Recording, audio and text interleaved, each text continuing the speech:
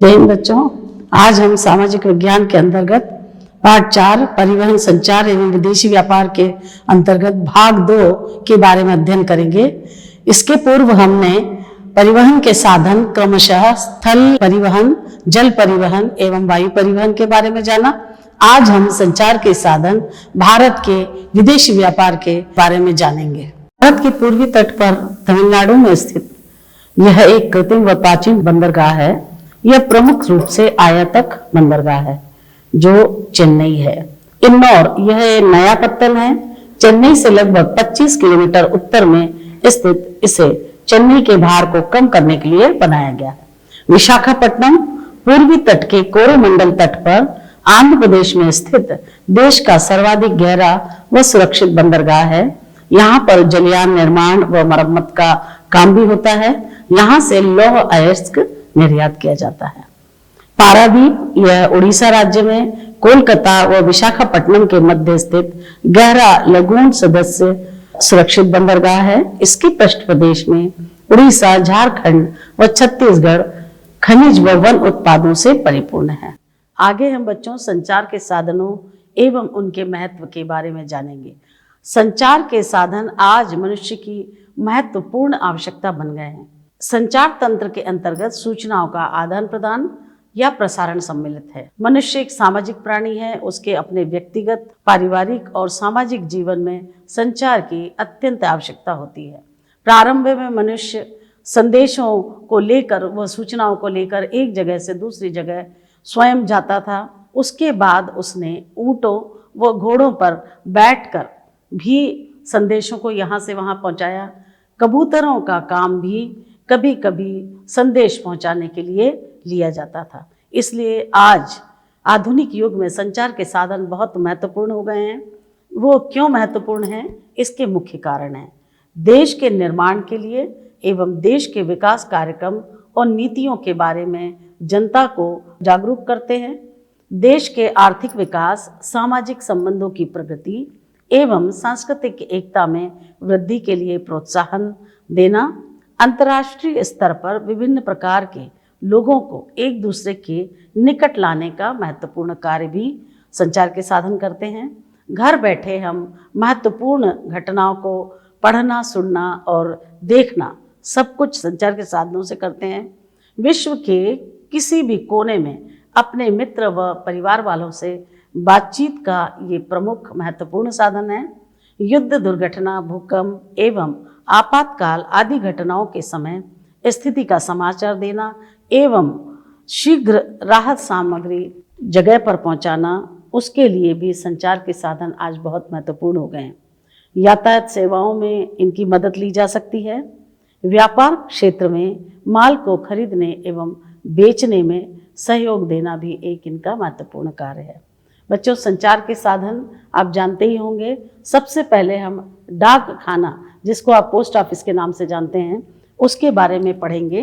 वर्तमान में देश में डाक खानों की संख्या लगभग 1,56,000 है और ये बड़े शहरों को विशेष सुविधा देने के उद्देश्य से डाक वितरण व्यवस्था को कुछ भागों में बांटा गया है। जैसे राजधानी चैनल, इसके नाम से ही आप समझ सकते हैं। एक राजधानी, एक प्रदेश की राजधानी को दूसरी अन्य राजधानियों से जोड़ने के लिए इस चैनल को विकसित किया गया है। यहाँ पर जो हमारे भोपाल में आप प्रधान डाकघर के पास देखेंगे, वहाँ 4 रंग की पत्र पेटियाँ रखी हैं। उसमें पीले रंग की पत्र पेटी, हरे रंग की पत्र पेटी, नीले रंग की पत्र पेटी और लाल रंग की पत्र पेटी। जो पीले रंग की पत्र पेटी है वो राजधानी चैनल के लिए है। यानी यदि हमें भोपाल से दिल्ली तक या भोपाल से मुंबई तक या भोपाल से लखनऊ तक कोई पत्र पहुंचाना है तो हम सीधे ले जाकर उस येलो चैनल वाले बॉक्स में डाल सकते हैं। मेट्रो चैनल के अंतर्गत नीले रंग की पत्र पेटिकाएं 6 मेट्रो शहर कोलकाता, चेन्नई, दिल्ली, मुंबई, बेंगलोर और हैदराबाद में लगाई गई हैं। यानी जो मेट्रो शहर हैं, बड़े शहर हैं, उनके लिए सीधी डाक यदि हम नीले पत्र पेटिका में डालते हैं तो वो वहाँ पर जो भी मेट्रो शहर में आप अपनी डाक भेज रहे हैं वहाँ तक वो पहुँच जाएगी। ग्रीन चैनल बड़े शहरों के लिए है। ये हरे रंग की पत्र पेटिकाएं हैं, यानी स्थानीय पत्र। जैसे हमें भोपाल से बैरागढ़ तक भेजना है या भोपाल से सीहोर तक भेजना है तो हम इस पत्र पेटिका का उपयोग कर सकते हैं। व्यापारिक चैनल, व्यापारिक घराने या कंपनियां अपने पत्र सीधे डाकखाने की खिड़की पर जमा कर देते हैं, जो उन्हें गंतव्य स्थानों तक पहुंचाने का काम करते हैं। थोक डाक चैनल रजिस्टर्ड 250 एवं वित्त रजिस्टर्ड 2000 से अधिक पत्र भेजने वाली संस्था छांट कर निश्चित डाकखानों में जमा करती है। पीरियोडिक चैनल अखबारों व पत्रिकाओं को शीघ्र पहुंचाने के लिए इस चैनल का विकास किया गया है। स्पीड पोस्ट यह एक प्राइवेट कोरियर जैसा है। इससे एक्सप्रेस पार्सल सेवा एक स्थान से एकत्रित करके दूसरे स्थान तक पहुंचाई जाती है। ई पोस्ट जिन उपभोक्ताओं के पास कंप्यूटर या इंटरनेट उपलब्ध नहीं है, इस सेवा के जरिए वो अपना काम कर सकते हैं। ई बिल पोस्ट विभिन्न सेवाओं के भुगतान हेतु हम ई बिल पोस्ट संचार सेवा का उपयोग कर सकते हैं। तार अमेरिकन थॉमस एल्वा एडिसन ने टेलीग्राफ का आविष्कार किया था। इससे शीघ्र संदेश एक जगह से दूसरी जगह भेजे जाने लगे। इसके लिए खंभों पर टेलीग्राफ के तार स्थायी रूप से बांधे जाते थे। इन तारों द्वारा बिजली के माध्यम से संदेश एक स्थान से दूसरे स्थान तक कोंडेसी नामक मशीन के द्वारा भेजे जाते थे। सभी देश तार भेजने के लिए मोर्स कोड, कुछ वर्ड्स सांकेतिक भाषा होती है, उनके द्वारा अपने संदेश एक जगह से दूसरी जगह भेजते थे। दूरसंचार का आविष्कार संचार साधनों की महत्वपूर्ण घटना है। इसके द्वारा इंसान की आवाज तारों के द्वारा तुरंत दूसरे व्यक्ति तक पहुंच जाती है। भारत टेलीफोन की संख्या के आधार पर विश्व का 10वां सबसे बड़ा दूरसंचार नेटवर्क वाला देश है। एक नगर से दूसरे नगर में सीधे बात करने के लिए एसटीडी और एक देश से दूसरे देश में सीधे बात करने के लिए आईएसडी की सुविधा दूरसंचार में उपलब्ध है। इंटरनेट जो है इंटरनेशनल नेटवर्क का संक्षिप्त नाम है। इस सेवा से कोई भी व्यक्ति घर बैठे कंप्यूटर के माध्यम से देश विदेश की प्रत्येक घटना को जान सकता है, देख सकता है, इवन यहाँ तक वो उससे संपर्क भी कर सकता है। विश्व भर के लाखों कंप्यूटर सूचना केंद्रों से प्राप्त सूचनाओं व आंकड़ों को अपनी भाषा में सरलता से एक जगह से दूसरी जगह सूचना पहुंचाते हैं। इस सुविधा के क्षेत्र में भारत का विश्व में चतुर्थ स्थान है। देश में कुल जनसंख्या के 4.5% लोगों की इंटरनेट तक पहुंच है। मोबाइल फ़ोन या सेलुलर फ़ोन जिसे आप सभी बड़े अच्छे से परिचित हैं, इस सेवा के जरिए इसको आप कहीं भी ले जा सकते हैं, जेब में रख सकते हैं और कहीं भी एक दूसरे से, अपने मित्र से, अपने शिक्षक से, अपने परिवार के लोगों से बात कर सकते हैं। 2006 तक देश में इस सेवा का उपयोग करने वालों की संख्या लगभग 3.1 करोड़ थी। फैक्स यह एक नई आधुनिक लिखित संदेश प्राप्त करने या भेजने की मशीन है। इसके लिए एक मशीन की आवश्यकता होती है जिसे हम फैक्स मशीन कहते हैं। इस मशीन को टेलीफोन नंबर से जोड़ देते हैं एवं संदेश लगा देते हैं। यह मशीन उस संदेश को कागज पर छाप देती है, साथ ही भेजने वाले का टेलीफोन नंबर, पता, समय लिख देती है। ईमेल वर्तमान युग कंप्यूटर का युग है बच्चों। संदेश वाहन में भी कंप्यूटर एक महत्वपूर्ण साधन है।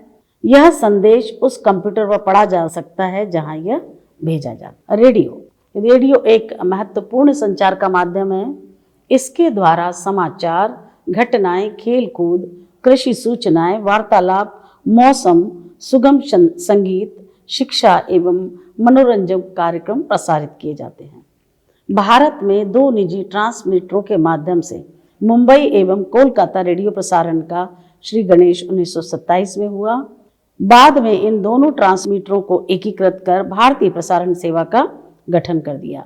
सन 1936 में इसका नाम बदलकर ऑल इंडिया रेडियो हो गया। सन 1957 में इसे आकाशवाणी के नाम से जाना जाने लगा। अब निजी क्षेत्र में भी रेडियो का प्रसारण शुरू हो गया है। दूरदर्शन भारत में टेलीविजन सेवा का नियमित प्रसारण 1965 से प्रारंभ हुआ एवं सन 1976 में इसे आकाशवाणी से पृथक कर दूरदर्शन नामक अलग संगठन बनाया गया। अब देश की लगभग 87% से अधिक जनता 1042 स्तन ट्रांसमीटरों के माध्यम से दूरदर्शन के कार्यक्रम देख सकती है। DD1 एवं DD2 चैनल दिल्ली से प्रारंभ किए गए। तत्पश्चात 11 क्षेत्रीय भाषाओं के उपग्रह चैनल शुरू किए गए। 26 जनवरी से 1990 से दोपहर की सेवा प्रारंभ की गई। इस प्रकार दूरदर्शन की तीनों सभाएं संचालित करके सभी वर्गों के लिए कार्यक्रम प्रसारित हो रहे हैं। खेल संबंधी गतिविधियों के लिए DD स्पोर्ट्स चैनल गुणवत्ता युक्त शिक्षा तक पहुंच बनाने हेतु सन 2000 में DD ज्ञान दर्शन शैक्षिक चैनल आरंभ किया गया। अंतर्राष्ट्रीय दर्शकों को भारतीय सामाजिक, सांस्कृतिक, राजनीतिक एवं आर्थिक क्षेत्रों में नई जानकारी देने हेतु DD इंडिया चैनल प्रारंभ किया गया है। दूरदर्शन के अनेक निजी चैनल भी हैं। सिनेमा जनसंचार का महत्वपूर्ण माध्यम है एवं देश के करोड़ों लोगों को मनोरंजन प्रदान करता है। मुद्रण माध्यम समाचार पत्र, साप्ताहिक, मासिक पत्रिकाएं संचार के मुद्रित माध्यम है। उपग्रह संचार वैज्ञानिकों ने मानव के हितों की पूर्ति के लिए मशीनीकृत उपग्रह तैयार कर रॉकेटों की सहायता से अंतरिक्ष में स्थापित किए हैं। ये कृत्रिम उपग्रह पृथ्वी का चक्कर लगाते हुए मौसम, प्राकृतिक संसाधनों, सैनिक गतिविधियों आदि की जानकारी चित्र और मानचित्र के माध्यम से पृथ्वी पर भेजते हैं। हमारा विदेशी व्यापार व आर्थिक विकास में इसका क्या योगदान है? बच्चों, हमारे देश में बहुत सारी ऐसी वस्तुएं हैं जो दूसरे देशों में नहीं है, उनका आयात करते हैं हम। और बहुत सारी ऐसी वस्तुएं, जैसे हम पेट्रोलियम को ले लें, जितना चाहिए है उतना उत्पादन हमारा देश नहीं कर पाता है, तो उसका पेट्रोलियम जैसे और कुछ मशीनों का हमें दूसरे देशों से निर्यात करना पड़ता है। अब हम विदेशी व्यापार, अंतर्राष्ट्रीय व्यापार एवं व्यापार किसे कहते हैं उसके बारे में जानेंगे। दो या अधिक देशों के बीच होने वाले व्यापार को अंतर्राष्ट्रीय व्यापार कहते हैं और एक देश दूसरे देशों के साथ जो क्रय विक्रय करता है उसको हम विदेशी व्यापार के नाम से जानते हैं। विदेशी व्यापार का आर्थिक विकास में बहुत बड़ा योगदान है। हम देख सकते हैं विदेशी व्यापार क्यों महत्वपूर्ण है। पहला, इससे देश स्वावलंबी बन जाते हैं, उनकी पूर्ति विदेशी व्यापार से ही संभव है। इससे औद्योगिकरण को बल मिलता है। कच्चा माल और शक्ति के साधनों की आपूर्ति विदेशी व्यापार से संभव हो जाती है। विदेशी व्यापार से विदेशी मुद्रा प्राप्त होती है, जिसका उपयोग राष्ट्र के आर्थिक विकास में किया जाता है। इससे उद्योग एवं कृषि में रोजगार उपलब्ध होते हैं। इससे बाजार में वस्तुओं की विविधता देखने को मिलती है। उपभोक्ता अपने जीवन स्तर को उन्नत कर सकता है।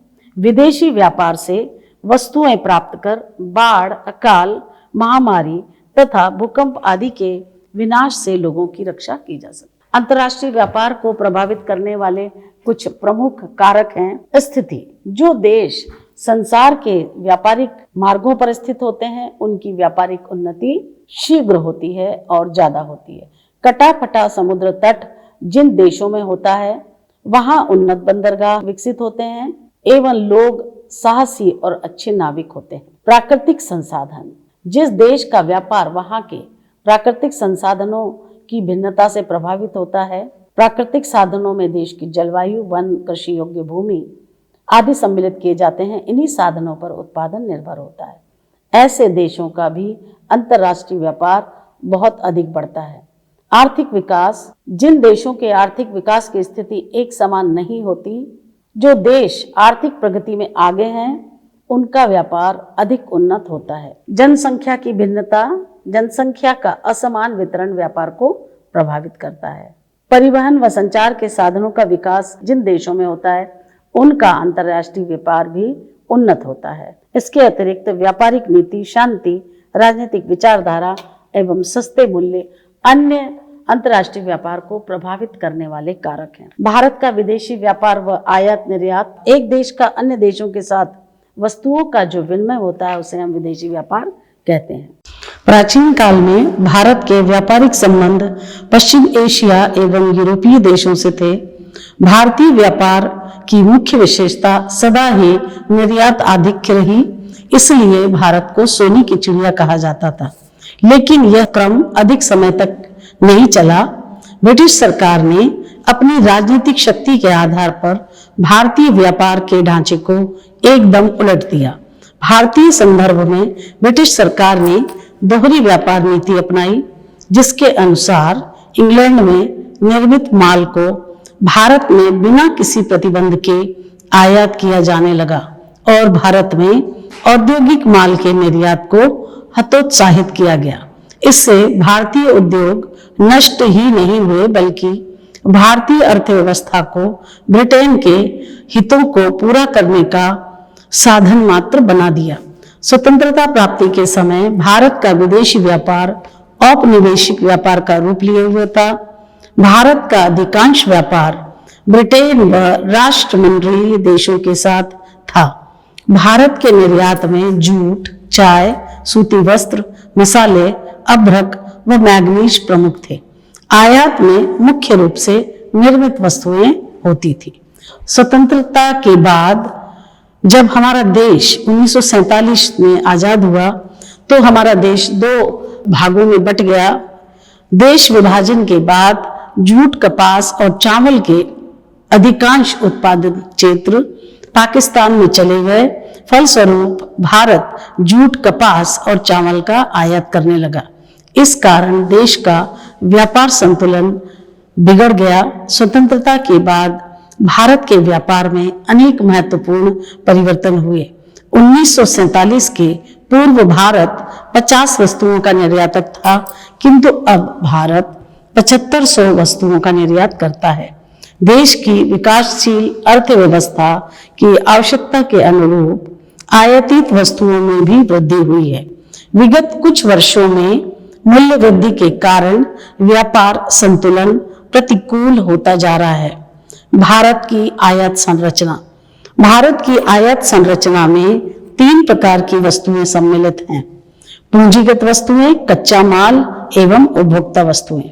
पूंजीगत वस्तुएं इस प्रकार हैं: मशीन, धातुएं, अलोह धातुएं, परिवहन साधन। कच्चा माल के अंतर्गत खनिज तेल, कपास, जूट तथा रासायनिक वस्तुओं का आयात भारत करता है। उपभोक्ता वस्तुओं के अंतर्गत खाद्यान्न, विद्युत उपकरण, औषधियां, वस्त्र, कागज आदि भी भारत को आयात करना पड़ता है। निर्यात संरचना इस प्रकार है। भारत के निर्यात को 4 श्रेणियों में बांटा जा सकता है: खाद्यान्न, कच्चा माल, विनिर्मित वस्तुएं और पूंजीगत वस्तुएं। खाद्यान्न के अंतर्गत अनाज, चाय, तंबाकू, काफी, काजू, मसाले आदि वस्तुएं हम निर्यात करते हैं। कच्चे माल के अंतर्गत खाल, चमड़ा, ऊन, रुई, कच्चा लोहा, मैग्नीज, खनिज पदार्थ, हीरे जवाहरात आदि का निर्यात करते हैं। विनिर्मित वस्तुओं के अंतर्गत जूट का सामान, कपड़ा, चमड़े का सामान, रेशम के वस्त्र, तैयार कपड़े, सीमेंट, रासायनिक पदार्थ, खेत का सामान व जूते निर्यात करते हैं। पूंजीगत वस्तुओं के अंतर्गत मशीनें, परिवहन उपकरण, लोहा इस्पात, इंजीनियरिंग वस्तुएं एवं सिलाई मशीन शामिल है। भारत के 11 प्रमुख व्यापारिक भागीदार देश निम्नलिखित हैं, जिनसे भारत का 48% व्यापार होता है: संयुक्त राज्य America, United kingdom, Belgium, Germany, Japan, Switzerland, Hong Kong, संयुक्त अरब अमीरात, चीन, सिंगापुर एवं मलेशिया। संयुक्त राज्य अमेरिका भारत का सबसे बड़ा व्यापारिक भागीदार रहा है। वर्ष 2005-06 में चीन दूसरे व्यापारिक भागीदार के रूप में उभरा है। चीन के साथ व्यापार में प्रभावशाली वृद्धि अयस्क धातुएं, लोहा एवं इस्पात, जैव रसायन के निर्यात एवं मशीनरी रसायन के आयात से हुई। संयुक्त अरब अमीरात व सिंगापुर अगले प्रमुख भागीदार राष्ट्र हैं। सिंगापुर भारत को कीमती पत्थर, धातुएं, खनिज तेल, जहाज व नाव तथा अन्य मशीनरी निर्यात करता है।